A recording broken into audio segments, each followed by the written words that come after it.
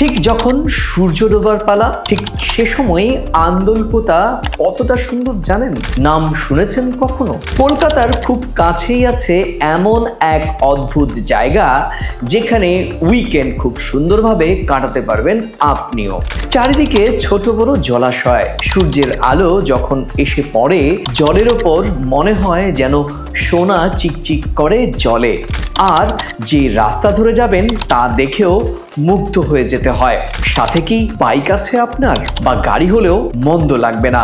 মনে হবে এই পৃথিবীর কোনো এক অচেনা প্রান্তে হারিয়ে গিয়েছেন। হ্যাঁ, সত্যি বলছি, আন্দোলপোতা ঠিক এতটাই সুন্দর।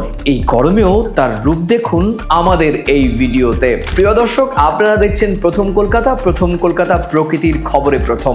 এখন থেকে নিয়মিত প্রকৃতির নানা রকম বৈচিত্র্যময় খবর নিয়ে আপনাদের সঙ্গে থাকবো আমি, সুব্রত আচার্য। তাহলে দেরি কেন, চলুন ঘুরে আসা যাক আন্দোলপোতা থেকে।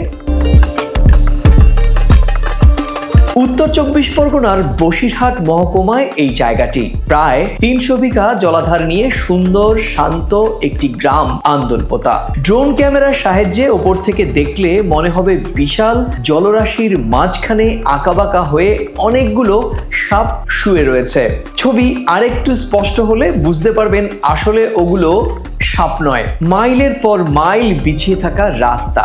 গেল 3-4 বছরে বিখ্যাত হওয়া এই জায়গাটিতে বিকেলের দিকে বেশ ভালোই ভিড় জমে। চারদিকে এত জলাধার, তাই সেখানে গেলে মনে হয় কোনো এক অচেনা রাজ্যে হারিয়ে গিয়েছেন। এই আঁকাবাঁকা রাস্তাগুলোর জন্য আরো সুন্দর এই আন্দোলপোতা।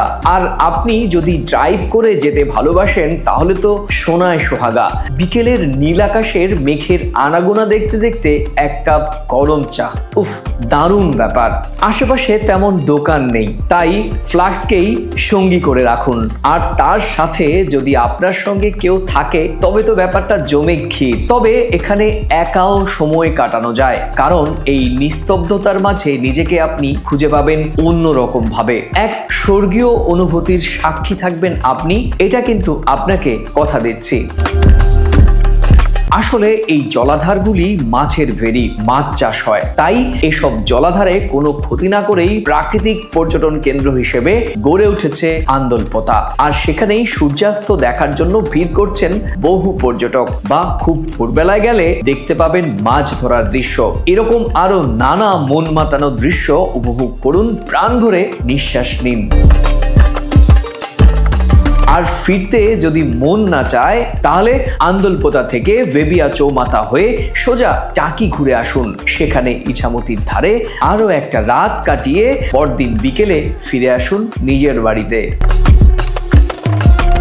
যাওয়া আসার রাস্তা খুব সহজ। শিয়ালদা স্টেশন থেকে হাসনাবাদ লোকালে যেতে হবে চাঁপাপুকুর, আর সেখান থেকেই টোটো করে আন্দোলপোতার মাছের ভেরি এলাকায় চলে যেতে পারবেন। বাইকে বা গাড়িতেও যাওয়া যায় অনায়াসে।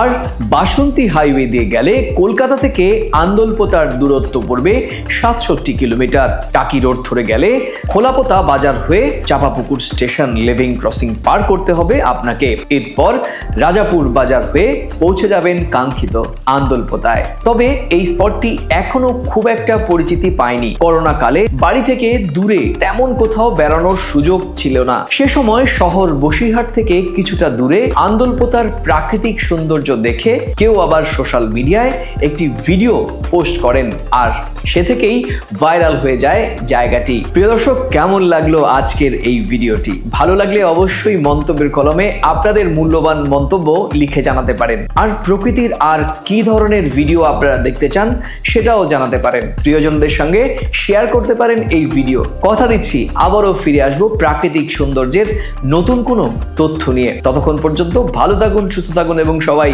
নিরাপদে থাকুন। নমস্কার।